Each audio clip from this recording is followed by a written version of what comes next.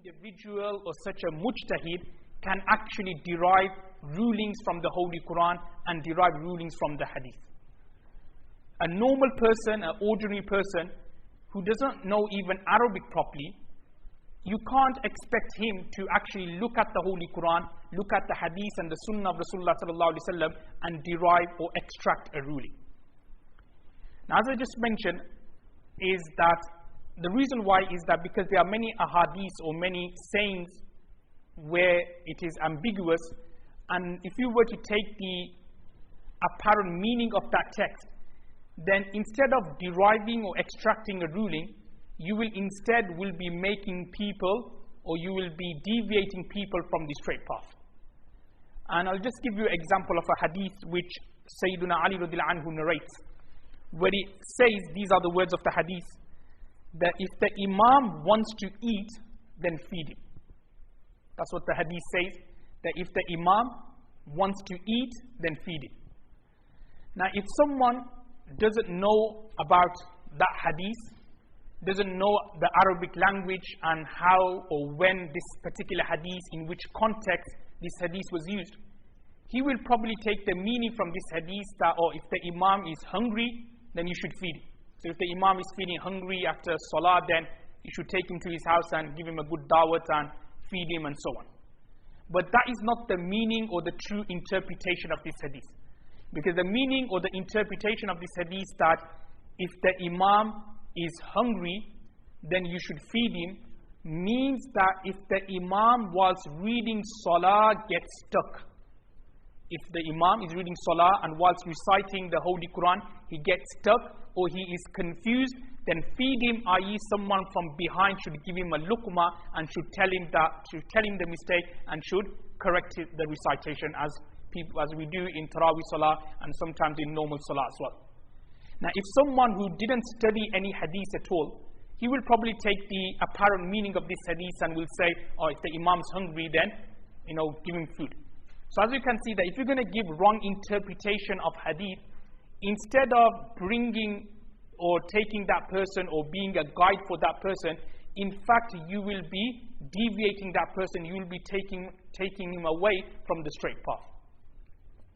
And another point to understand with regards to hadith, or with regards to Islamic laws and regulations and ahkam, is that there are many rules in Islam which is subjected to a cause, and there are many rules in Islam where there is no apparent cause, but it is just basically an order from Allah subhanahu wa ta'ala. So I'll give you examples such as like many of the rules with regards to Hajj, like doing tawaf or doing sa'i or pelting the jamarat and so on. These are just laws and rulings and regulations from Allah where there is no cause. Because Allah subhanahu wa ta'ala has said that do tawaf, because Allah has said that on the 10th of Dhul Hijjah, pelt the jamarat, you have to do that. And on top of that, there are other rules as well where it's subjected to cause. Now I'll give you another example. Wuzu, the wuzu which we do for salah, when you look at it, that is a ruling from Allah subhanahu wa ta'ala which is not subjected to any cause. What I mean by that is, your intellect says that you went to the toilet, you cleansed yourself, you cleansed your front private part and your back private part, then that's it, you're clean. So you should come and read namaz and your namaz should be done. But Allah subhanahu wa ta'ala says that no, before you start namaz you have to do wuzu. So that is an example of Allah subhanahu wa ta'ala giving a ruling which is not subjected to any cause, which is not subjected to a particular illa or a cause, but Allah subhanahu wa ta'ala is just giving a ruling.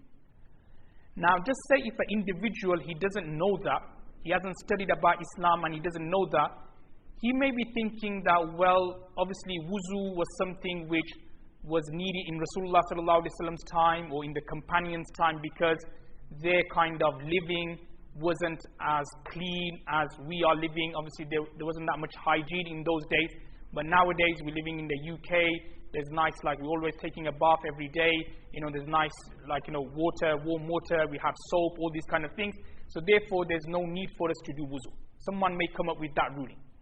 So as you can see that if someone doesn't study about Islam properly, or in any detail, you will find that he will come up with rules which will, instead of bringing that person closer towards Islam and bringing him on the straight path, that person will be deviating that individual.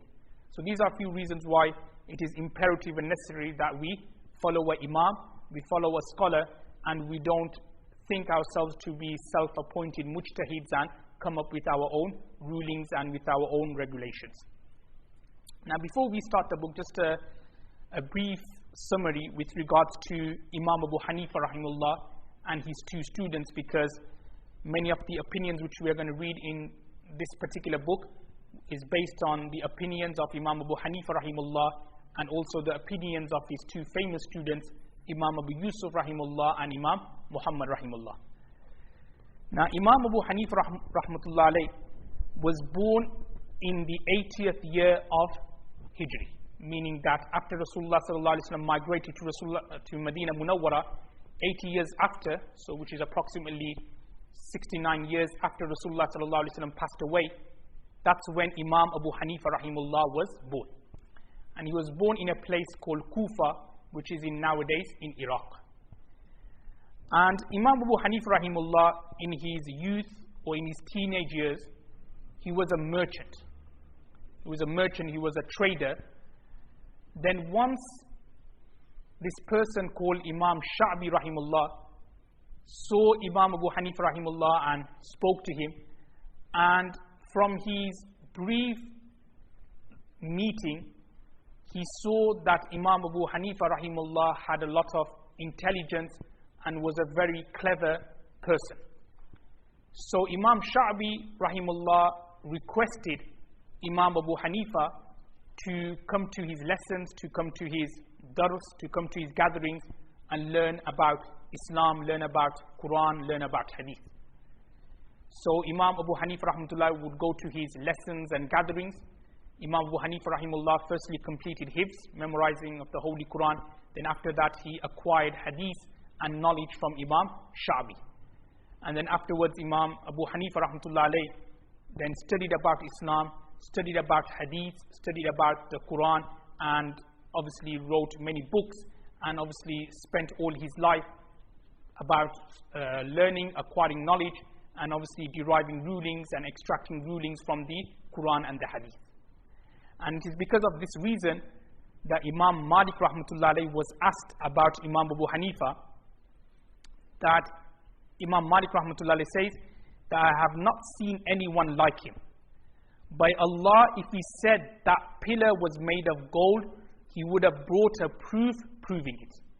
Meaning, if Imam Abu Hanifa rahmatullah said that this pillar was made out of gold, even though it isn't, but if he had said that, then Imam Abu Hanifa rahmatullah, because he had so much knowledge, he would have brought proofs and evidence to prove that this particular pillar was made out of gold. Imam Shafi rahimahullah has written regarding Imam Abu Hanifa, and he has said that whoever wants deep understanding of the Holy Quran and Sunnah, then he should go to Imam Abu Hanifa rahimahullah. So this is what Imam Shafi rahmatullah is saying with regards to Imam Abu Hanifa. Imam Yahya bin Ma'in rahmatullah has said that we have never heard better understanding of the Holy Quran and the Sunnah than that of Imam Abu Hanifa, and we follow him in most of his opinions. So again, a hadith master, Imam Yahya bin Ma'in rahmatullah saying these words with regards to Imam Abu Hanifa. And Imam Abdullah bin Mubarak rahmatullah has said that the most knowledgeable of human beings in fiqh is Imam Abu Hanifa. I have never seen anyone like him in fiqh. So these are just some sayings from the Tabi'in talking about Imam Abu Hanifa rahmatullah's knowledge, talking about his taqwa and piety, and more importantly, talking about his deep understanding of the Holy Quran and the Hadith. Very quickly, Imam Abu Hanifa rahmatullah had two famous students. One of them was called Imam Abu Yusuf, who is also known as Qazi Yaqub ibn Ibrahim. And like Imam Hanifa rahmatullah, he was also very good in Hadith. He was very proficient in Hadith. He was known as a Hadith master, and he was also brilliant in judicial issues. So that's why Imam Abu Yusuf rahmatullah later on became a Qazi and became a judge. And that's why it's mentioned with regards to Imam Yusuf rahmatullah alayhi, that there is not amongst the people of theory anyone who knows more hadith nor is more authoritative than him. Meaning that Imam Yusuf rahmatullah alayhi, he knows a lot of hadith, and on top of that he is also very authoritative, lot of proofs and evidence when it comes to explain hadith. And another companion or another student of Imam Abu Hanifa rahmatullah alayhi is Imam Muhammad, and he is also known as Imam Muhammad bin Hassan al-Shaybani, and he's also, like Imam Yusuf rahmatullah alayhi, was an expert when it came to judicial rulings, when it came to the Hanafi school of thought. And with regards to Imam Muhammad, Imam Shafi rahimullah has said that I have not seen anyone more intelligent than Imam Muhammad bin Hassan al-Shaybani rahimullah. So these are just a few statements which I've mentioned, which the scholars and the A'immas have said with regards to the various scholars in the Hanafi fiqh, i.e. Imam Abu Hanifa rahmatullah alayhi, Imam Abu Yusuf, and Imam Muhammad rahmatullah alayhi. Inshallah, we will make a start on the first ruling, or the first masla of Al-Qudoori. And it begins with a Quranic verse, where Allah subhanahu wa ta'ala says, قال الله تعالى يا أيها الذين آمنوا إذا قمتم إلى الصلاة فاغسلوا وجوهكم وأيديكم إلى المرافق وامسحوا برؤوسكم وأرجلكم إلى الكعبين.